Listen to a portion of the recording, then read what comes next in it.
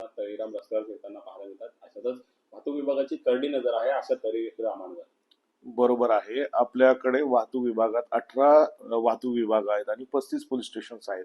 या सगळ्यांमध्ये रोज आजपासून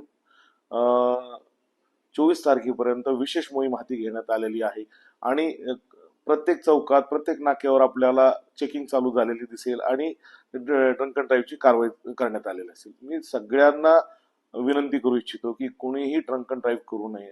खूपच त्यांना त्याची वाटतच असेल तर त्यांनी त्यांची गाडी घरी ठेवावी, रिक्षाने प्रवास करावा किंवा ओला उबेरनी प्रवास करावा किंवा बसनी प्रवास करावा.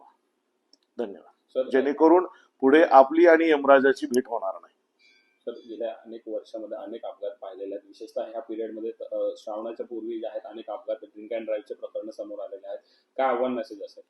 तेच आताच आपल्याला सगळ्यांना आवाहन केलं की ह्या एक तर दारू घेऊन गाडी चालू नये. खूपच वाटत असेल तर घरात बसतो इच्छा असेल, नाहीच बाहेरच इच्छा असेल तर ओला आहे, उबेर आहे, रॅपिडो आहे, तुमचं ऑटो रिक्षाज आहेत, इतर बस आहेत आपल्याकडे चालू, ट्रेन आहेत, त्याचा वापर करा जेणेकरून आपला जीव सुरक्षित राहील, आपण आणि आपलं घर सुरक्षित राहील. कारण एखादा व्यक्ती याच्यात गेला तर अख्खं एक कुटुंब किंवा त्याच्यावर अवलंबून असलेले कमीत कमी 2 ते 3 कुटुंब उद्ध्वस्त होतात.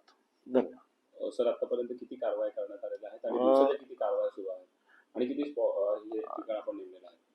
आपल्याकडे आता सध्या 18 स्क्वॉड्सद्वारे कंटिन्युअसली कारवाई चालू आहे आणि 35 पोलीस स्टेशनची नाकाबंदी चालू आहे.